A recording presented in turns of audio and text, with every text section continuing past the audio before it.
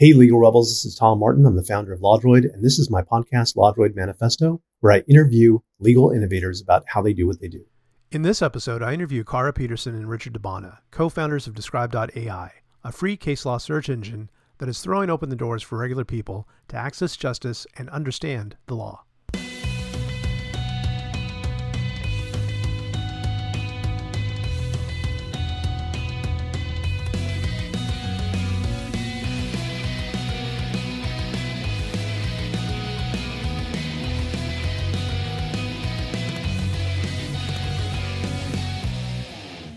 Welcome to the LawDroid Manifesto podcast. My name is Tom Martin. I'm your host, and I have two wonderful guests today.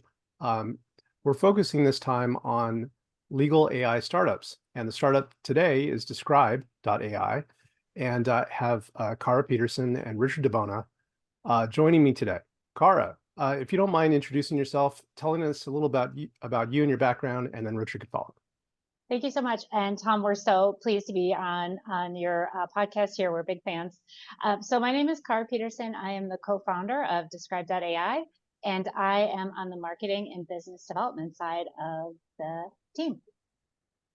And I'm Richard DiBona, and I'm on the tech side. So I wrote the platform and did all of that. And I come from a more traditional software engineering background and worked at e-commerce companies and helped scale large amounts of data. So it was perfect for the 23 million legal summaries that we have, which we'll get into soon. And fun fact, you two are married, right? Yes, we are. Yes, we are. So we've been married for 20 something. I'm not sure. Yeah, for a good long time. So we are unusual founders in many different ways. The fact that we're married is one of them.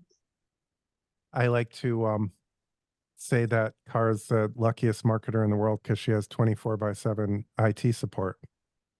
It's a dream come true. That's for sure. I think that's wonderful, and we'll probably talk about that a little bit more later. The first thing I just wanted to jump into is Describe AI. Let's say, Kara, if you can give me the elevator pitch about what Describe AI is and what it does. Sure. Most simply, what Describe AI is a legal research tool that is using AI to democratize access to the law. And in this case, particularly case law, which, as everyone out there knows, are judicial opinions and are a foundational part of the law in this country. Who would you say is your ideal customer? Is it solo, small firms, large firms, medium firms? Where do you fall on that? Yeah, that's a really, really good question. And it's something we're actually still exploring and figuring out because what people may not know about us is we're not even quite a year old, but we've managed to make accessible all of the case law in the United States that we could get our hands on, and we could dig into that a little bit more later. And so we're exploring who we think our ideal customer is. When we say customer, it's kind of funny because we're actually a free service. So we have users, perhaps not customers in some ways, but we will have customers soon. What we're finding is that all different kinds of people who need access to legal information are using the tool. It isn't quite as a direct-to-consumer tool as some other justice technology tools are, because you can have access to the case law, you can read something, you can try to understand something, get a little more information, but it's not doing anything like giving you actionable steps that you can take or anything like that. So we really see where our sweet spot is turning out to be is really working with legal professionals for the most part in helping them be more efficient in their work. And we're particularly interested in groups like people in legal aid, people doing pro bono work, that type of thing. But we're also exploring some direct-to-consumer work. For example, we're exploring some potential ideas where we would get into prisons and work with people that are incarcerated and things like that. So we do think there is a consumer market, but it would certainly need to be handled in the right way so that people are still getting access to what they need. Well, that's fantastic. I'm for anything that improves access to justice because it's something that people have been denied for so long. So it sounds like right now, I mean, the tool is available to the public at large, right? Yep. So like both lawyers and consumers, members of the public alike can get access to the tool and do their own legal research. Is that right? That is right. And Rich can explain a little bit how it works, but it's almost like a version of it's a search engine, really. So you don't need to sign up. You don't need to provide your information. You don't have to pay, obviously. And so it allows a very open and easy way for people to search. But Rich, maybe you could explain a little bit more about the core product. Yeah, I mean, one group that we've found and that have told us gets a lot of use out of it is like personal injury lawyers, because they take a lot of work on contingency. And so they may have, or just a lawyer who does types of work where they take in people, they may not know the exact case law to go to. And so, but up front, it's their time on the line. So they could type in something like, someone slipped outside of a store on ice, who's liable or something, and it'll give a bunch of case law around that. But it'll also give case law around like slipping on loose gravel or slipping on uneven pavement. Like the AI knows to do similarities, and I think that's the good part, is you could get to what you want quicker because you don't have to know exact keywords.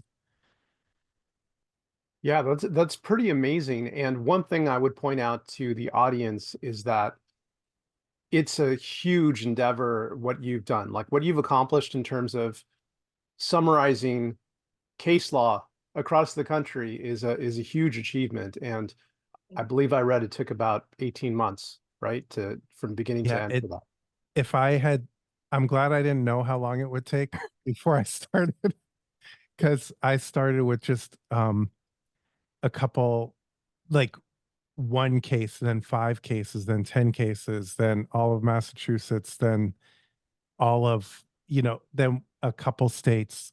And then at that point it was, we found a source of all of the case law in the country, Court Listener, and we entered a commercial agreement with them, the Free Law Project. And so I was like, why don't I just suck in everything and summarize it? But one of the hard parts was just getting like every summary, like summarizing a little chunk of text for making it searchable takes like 12, it took like 12 seconds at first. And so when we were starting the project, I was calculating that it would take like maybe 12 years.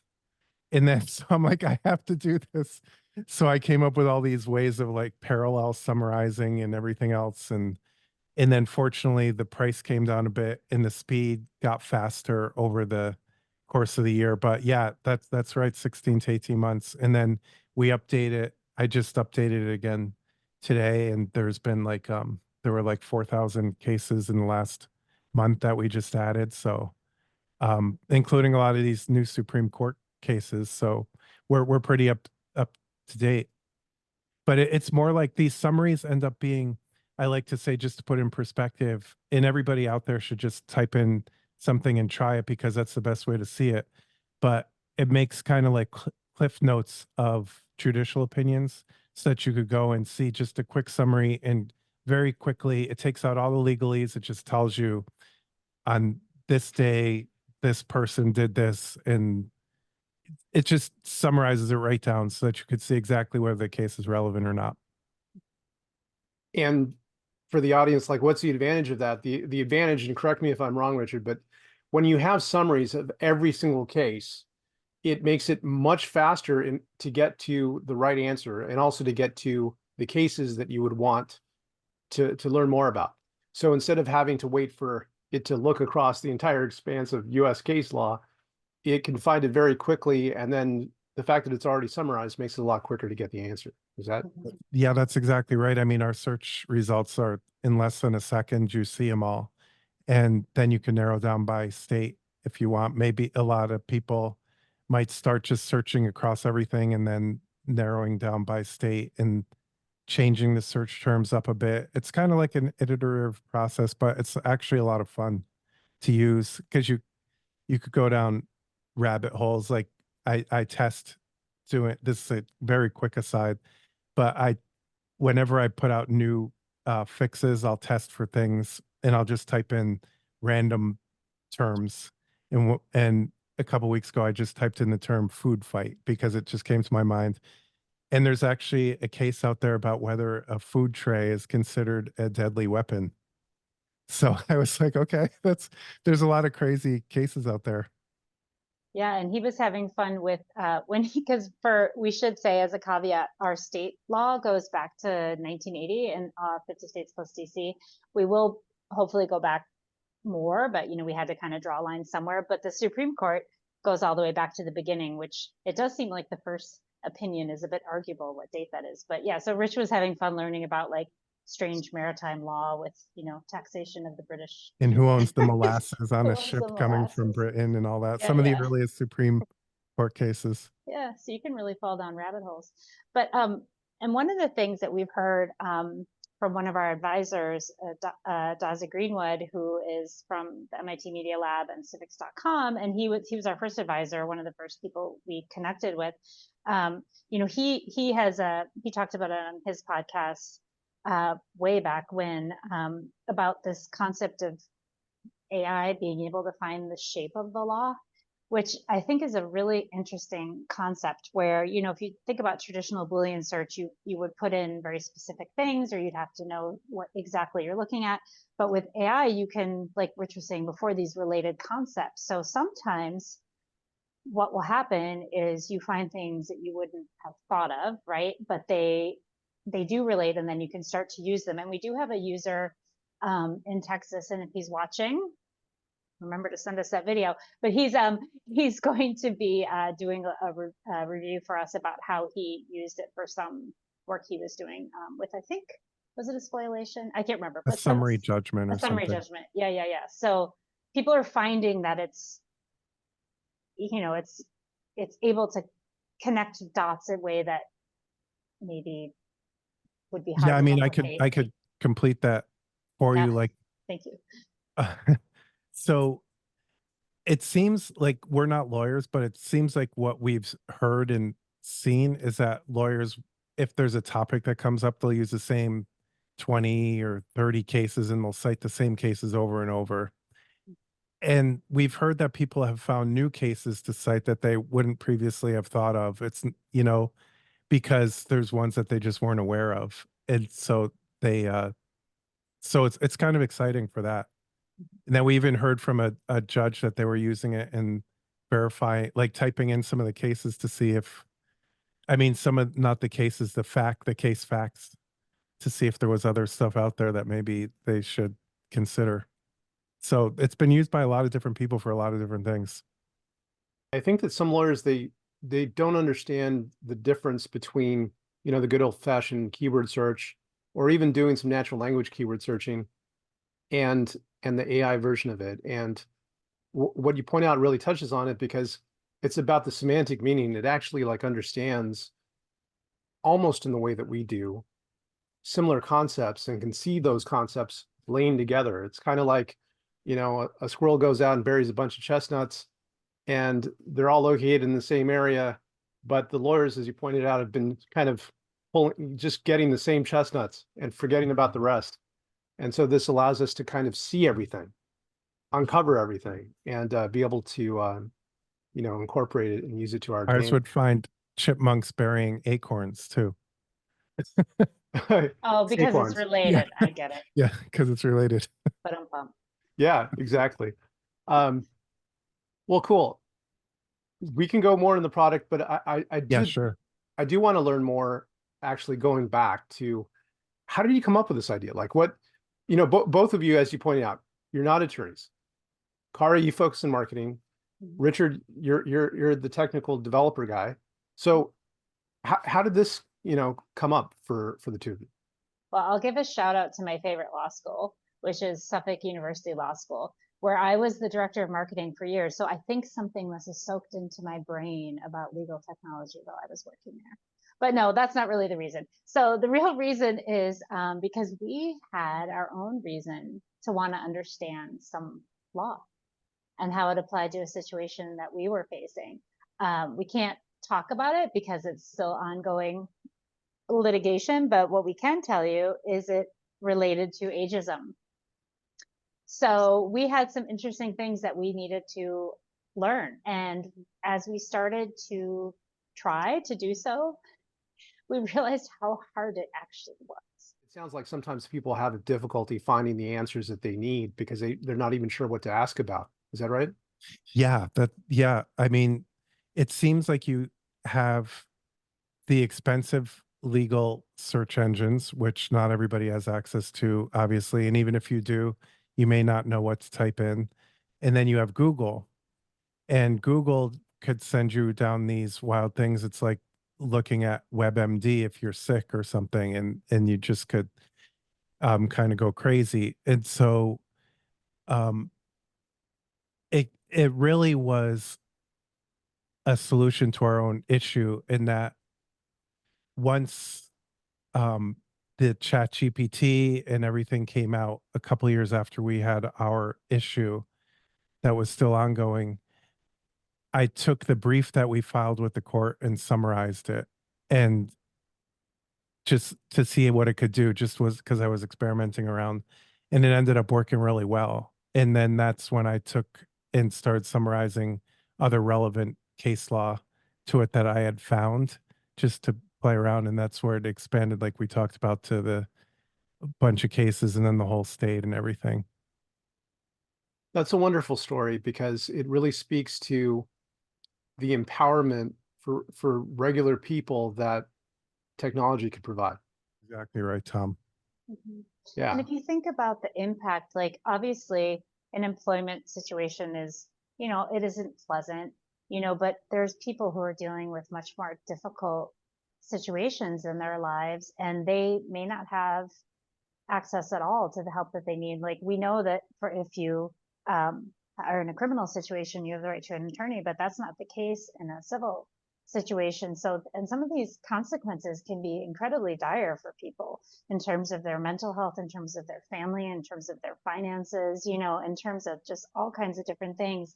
And to the thought of having to face that, without the support you need is it's just unjust, I guess. I wholeheartedly agree. And I thank you, for making a difference to give that access to people that need it. So let's step back into the product a little bit to understand it.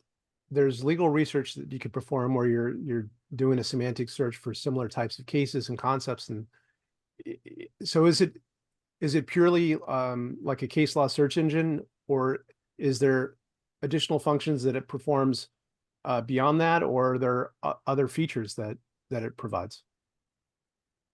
Rich, that's all you. Yeah, right now it's the case law search engine.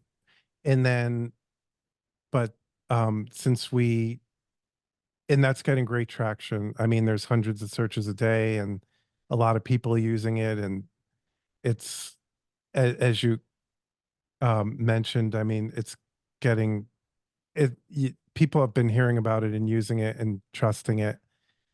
And we have other things in the works for that we might do as a paid tier, but still at an accessible rate. We're never going to gouge people. We're never going to sit there and try to charge as much as we can. It's more like we'd like to do something to cover our expenses, and then, you know, just from there. But we're not trying to build a unicorn here or anything. Yeah. And I'm sorry. Oh, sorry. No, I was just going to say, yeah, we have a pretty interesting approach because, there's this concept that I think is false, or a false sort of dichotomy out there, that you're either a nonprofit, right? And you're way on that end, or you're going to be, just building to be acquired. And one of the unnamed big companies, just comes along and sucks you up, right? And just either puts you out of business or incorporates you into their products, right? But there's a lot of space between those two things. And I think that's where companies like ours, and, we consider ourselves a justice technology company, I think there is a green field out there right now for us.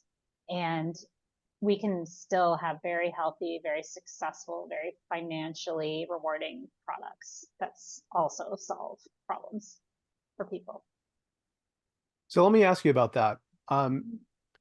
Your company is associated with the Justice Technology Association, right? Yes, yes. And Maya Markovich, she's fantastic, and I love what she's doing as kind of the head, the leader of the JTA. I'm curious though, like to the extent you could talk about it, like what is the purpose of the JTA? Your involvement in it. How does that work, and how does it help? Yeah, that's such a great question. And I am a huge Maya fan. There are many, many Maya fans out here in the justice tech world. So hi, Maya, if you're watching. So we were lucky enough to come across the Justice Technology Association very early on. I don't remember exactly when it was after we launched, but pretty quickly after we launched. And again, we haven't even been launched for a year. It's almost a year. And so very quickly I came across that organization, and they have members, right? So you can, if you are a justice technology solution, like we are, you can apply for membership. If you're accepted, then you have access to all kinds of great things, including Maya herself, right? Which was wonderful. But it's networking, it's, them posting about us, them sharing our information, all kinds of different support systems. So it's a really, really great organization. And Maya is, she's such a great advocate for justice technology, and with her experience that she has, because she is betting that our day is coming, right? And that we're a small subset of legal tech, which is already a small subset of, technology in general. But I think she's right. And there's some really interesting companies in there. So if people are interested in this space, I highly recommend checking out the site. We just launched a new site. If there's anyone out there who is interested in this space where you could learn about companies or support our work, there are different ways to get involved.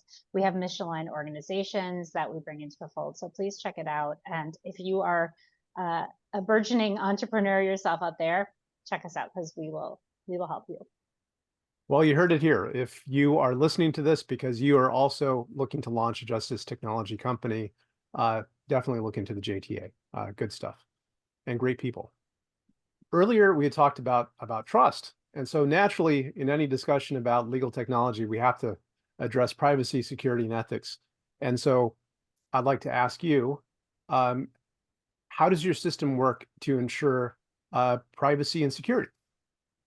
Sure, I'll answer that at a philosophical or sort of system level, like a higher level, and then Rich can talk about the actual technology. But one of our core tenets as a company is we're only going to collect as much information as we absolutely have to make things work.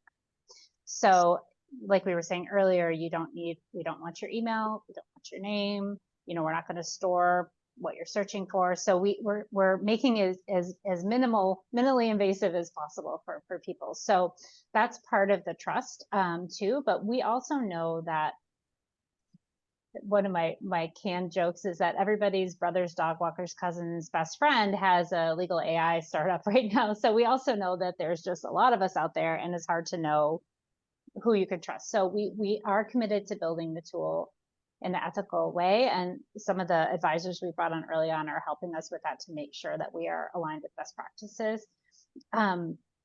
But in addition, a lot of the work we do with people like you, Tom, and other legal tech, highly regarded influencers, if that's a word in legal tech, making sure that we are talking to people about what we're doing. And we've always been very open about what we're building. Whereas I know a lot of technology companies have to keep things very close to the vest, which is understandable, but we try to be as honest as we can. I would say related is like the accuracy pieces of it. And that's a lot of what we've seen in legal tech is like the whole accuracy of the outputs and everything. And so we were kind of lucky that we never built this on ChatGPT or a chat engine or anything. And all we did is asked the AI engine, OpenAI, to take long blocks of text, longish, and make them shorter. And so it's not working on, and we're not saying give your opinion about this or do anything about it. We're just saying summarize this. And so it doesn't take any other thing into consideration except what we give it. So our summaries are actually they seem to be quite accurate. I mean, I don't want to pin myself down to anything, but I could tell you that we haven't had anybody tell us that what is this? The summary is completely inaccurate. And we've also had people spot checking a lot of them. I personally spot checked probably over 1,000 of them, and it's been very accurate in that regard. So there is a trust factor there that it's good, but we do provide the original opinion too. So when you search, you could click the name of a case and you could see this Cliff Notes version that we've created using AI.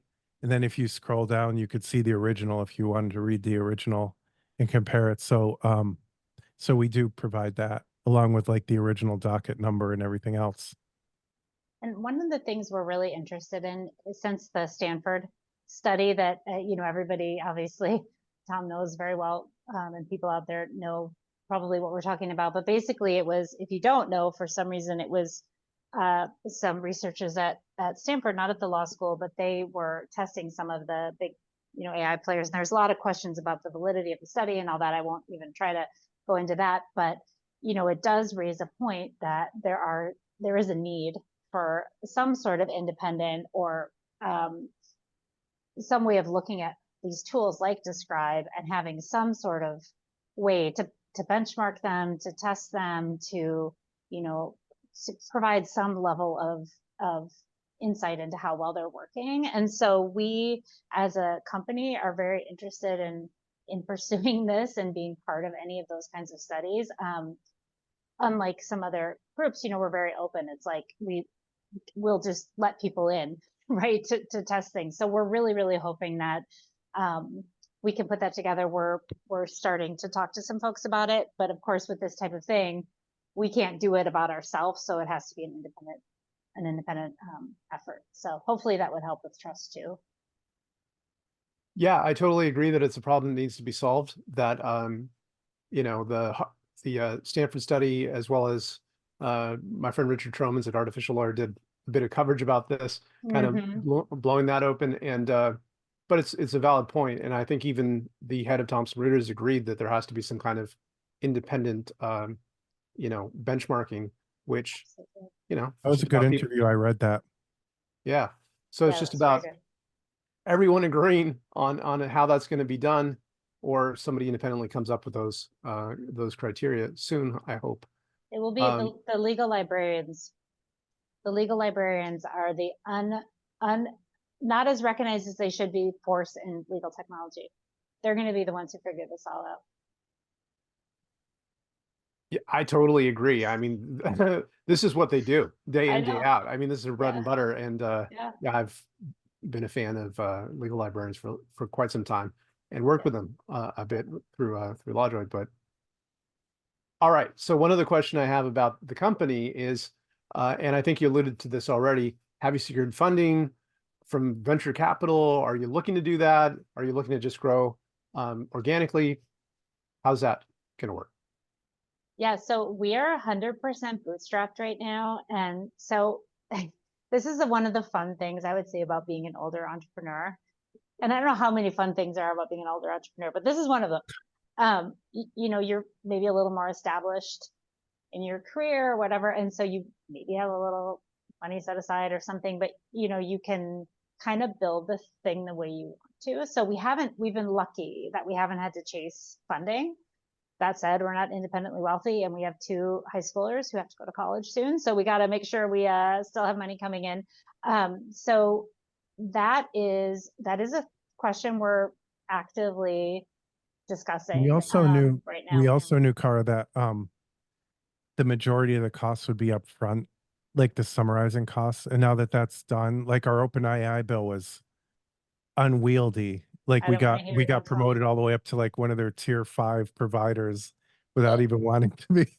And then, but now it's like, because we're just doing the updated cases and it's very affordable, our OpenAI bill. But so now we're just basically paying for hosting and everything else. But it would be nice to have money for engineering and marketing and all the other things that a company needs to really grow.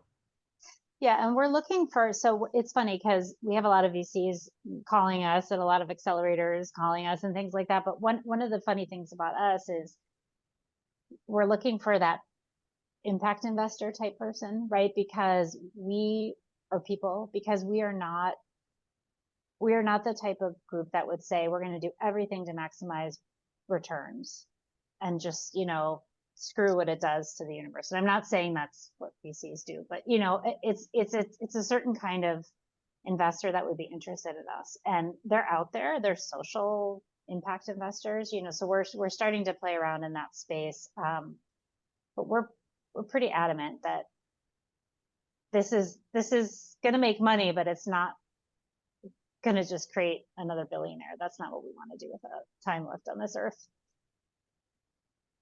Well, I know a little bit about what it's like to be more mature and having a startup, and with a high schooler and college age daughters. Yeah, it is kind of nice to be bootstrapped. It is kind of nice to be the owner of your own company and not necessarily have to be on someone else's schedule, and calling your own shots is underrated. Yes. So along those lines, that you can set your own course right now. What is the course? Where do you see this going? Like right now, you have a fundamentally great product in terms of case law research. Spend a lot of time putting that together. You have been out for only a year, but that's a pretty major achievement in that time. So you had mentioned that you're still trying to find the product market fit. Do you have an idea where that might go, or are you still working on testing that? Yeah, and Rich has a wonderful analogy that he likes to use, and so he can say it himself, but basically it's similar to what we were saying before. But you have You'd say these it better tools. than me, Cara. Okay, well, I'll try. I've heard you say it a lot, so let me see how I do. But you have the tools that are extraordinarily expensive per attorney per month, and then you have Google all the way at the other end, right? So in between, there's a lot of space. So what if I could wave my magic wand and in a year, when we're talking to you again, Tom, and tell you what we've been doing, what we would like to tell you is that on top of the case law research tool that everyone's using for free and that we are maybe expanding into other countries, perhaps that's definitely a goal, especially English speaking or places that have law in English, because that's a little bit easier for us. That we would say we've also layered on another set of tools that are helping people in their daily work in the legal sphere. And the reason I'm being a little cagey about that is because we're not quite ready to announce what it is, but we probably have a new product rolling out, or we do have a new product rolling out within the next few weeks or months, which we think will shake things up a bit and will help with some of the hallucination stuff that people are very concerned about in AI. And I'm sorry to sound so Evasive. Thank you. I was thinking the right word. But we think it's going to be pretty cool. So hopefully what we'll be able to say is that we have our base for free, and then we've built some tools on top of that, leveraging that data that we've mined over time, and it's creating tools for people that are very, very affordable and helping them in their work. And particularly if they're, legal aid or other types of organizations that are trying to serve many, many people, it will get them wind under their wings as well. Tom, I sing like a canary, so if you want to have another podcast, I'll tell you everything. Yeah, that's true. He will. Well, that sounds fantastic. And, my audience includes solo and small firm lawyers. So if you're listening, Describe.ai has a great resource for doing case law research, and it sounds like there's more on the way. One other question I'd like to ask you is, what's the biggest obstacle that you faced in the past year that you've overcome? That's a great question. It's funny because when I think about any obstacle, it's like the answer of how we got around it is always just this tenacity, right? It's just like, that's entrepreneurs, right? Like you just have to keep going. But I would say from a marketing perspective, this is an expensive industry. And Tom, you know that very well. One of the first things that we did is we were nominated for one of the Legal Week Awards, Legal Tech Awards down at Legal Week. And we were thrilled. And, Stephanie Wilkins is one of our favorite people. And because they were the first ones to write about us. So hats off. But, we were thrilled to go down to New York and all that. But, there weren't special rates for access to justice groups or anything like that. Like it's just expensive, and it makes sense that it would be. I mean, big law has a lot of big money. So I would say one of the obstacles was just finding a way to even get noticed without having a lot of money. So that was the obstacle. What helped with that, besides tenacity, is that legal tech is the most awesome ecosystem in the world. And I can say that without hesitation. I've been in other industries in the past, but there's something special about legal technology. People are incredibly generous with their knowledge, with their time, with helping each other. It's just an amazing network. So I feel very lucky that we chose legal as the space to go into. Did I tell a quick add-on to that? Do we have time? Of course. When we first got into this, we were using the Harvard case law project data. And they had scanned like 40,000 volumes of books, which probably most people on the call already know about, all their law books, which helped kind of free the law, as they like to say. And it turns out that one of the guys who was working on that, Adam, lives near us. And so he reached out to Carr, or Carr reached out to him or something. And he's like, why don't we meet for coffee? And we went to meet for coffee. He's like, oh, you guys should think about this, this, this, and this. And I'm sitting there the whole time coming from all these other industries where everybody's just close to the vest. And I'm like, what's the catch? Like, why are you helping us? And I'm like, do you want, are we going to get a bill for this? He's like, no, I just like to help people. And that's what we found. Everybody likes to help people, and everybody's willing to answer any questions. Everybody's so nice. It's great. It's a great industry. And my thesis, attorneys, like there's a lot of mental health issues in practicing attorneys. There's a lot of burnout. It's a tough industry, and people get into being a lawyer because they want to help people, right? And then you end up in this sort of situation where it's a really tough environment, the billable hour, all of these things that make being a practicing lawyer very, very stressful. So, one of my hopes for AI and Describe or others, it doesn't even matter, is that it also helps people who are in this business have a more meaningful and sort of, I don't know, healthy work life. So. Well, it's always great to meet, other legal tech founders that are in it for those reasons. There's a lot to learn from each other, and there's a lot that we can do together, especially because I think sometimes things get too disconnected because naturally we have life going on and takes us in different directions. But when we come together, that's a real special thing. It's one of the reasons, I love putting the American Legal Technology Awards together with Patrick Palace and Kat Moon, because we literally get to come together that night and celebrate together. So that'll be fun. But I would like to ask you, if there are people that are watching this thinking, this sounds really interesting. I'd love to get into this and put something together, especially given the fact that the technology is widely available. You only have to have access to an API to really start something. What would be your advice to them? So it's funny. I say so it's funny every time. Apologies. You can edit that out. One of the first people that we spoke to early on, I won't say who he is just because he didn't give us permission to share this, but he was someone who's doing sort of case law work in a more old-fashioned way. But he was interested in getting involved with AI. And when he used Describe, he said, oh my gosh, I'm just going to not forget it. I shouldn't bother because yours is so amazing. And I said, absolutely not. Don't think that. There's room for you. There's room for us. There's room for a lot of innovation.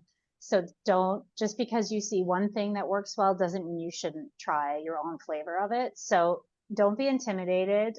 I mean, if you would have told me a year ago that I would be running an AI company, I would have probably asked you did you eat something bad for lunch or something, because it's just happening that fast. So, trust yourself. And I like to say there really shouldn't be any imposter syndrome in AI, because none of us really know.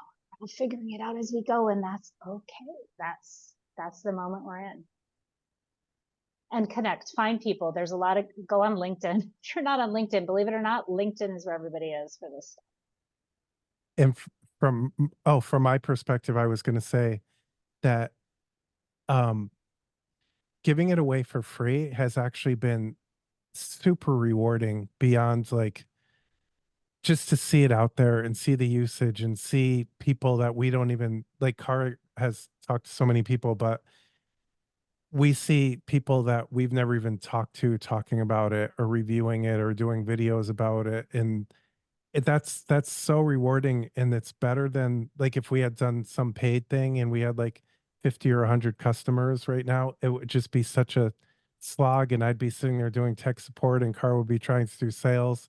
We wouldn't get half the opportunities that we're getting now, and we wouldn't have helped as many people. So it's really so worth it. And how about for the lawyers that are watching? How would you encourage them to embrace AI and the law? Like, what advice would you give for them? Keep an open mind, and it's interesting because you see some people, starting to experiment, including some judges, right, that are actually starting to experiment with using this. AI's here. It's not going away. It's going to change pretty much everything we do. And the law is a very special place. It can't just be blindly thrown out there, because it'll cause more problems than it solves. So learn as much as you can. Don't be afraid, and don't shut yourself off to it, because the people who are going to do well in this space are the people who are open to learning about it, and not just like this. So it's intimidating for everyone. Everyone's intimidated by this. We don't know all the answers yet, but it's a journey. It's a journey we can all go on together to learn. And of course, listen to all of Tom's podcasts. That's what I recommend. Thanks, Cara. Is there anything that we haven't covered that you'd like to share? Well, we do love feedback. So if you're out there and you think it's the greatest thing since sliced bread, or the most ridiculous thing you've ever seen, tell us. We especially like to know how people are using it, if it's useful, if it's not, and what kinds of things you'd want. We're very responsive to that. So a lot of the things that we're building now that will be coming out over the summer and fall are from user feedback and things that they said that they would like. So please do talk to us. You can always find us on LinkedIn, email us, whatever is easiest for you. We really like to talk to actual users. So please don't hesitate. And spread the word if you do like it. Exactly. And so for the audience to learn more about your product and to keep in touch with you, how would they do that? Great. So we are Descrybe with a y.ai. So just come to the site. It's super straightforward and easy. And at the bottom, you can either sign up for our email if you'd like, or you can find us on LinkedIn, or just go ahead and send us an email at info@describe.com, emails.com. And you get a search box just like Google, where you could just start searching. There's no sign up, no friction. We got rid of all friction. I would say there's no friction anymore. We are frictionless. We are frictionless. Well, it's good to be frictionless. And thank you so much, Cara. Thank you so much, Richard, for being on the show. Thank you so much, Tom. Tom. It's an honor to be on this show. It is an honor. And thank you for all you're doing for our legal tech and justice tech community. Hats off. Well, thank you. Happy to do it. And thank all of you for watching the LawDroid Manifesto podcast. See you next time. Thank you so much for watching the latest episode of the LawDroid Manifesto podcast. To keep in the loop about upcoming episodes, please subscribe to LawDroid Manifesto and you'll get notified. Thanks for watching. See you next time.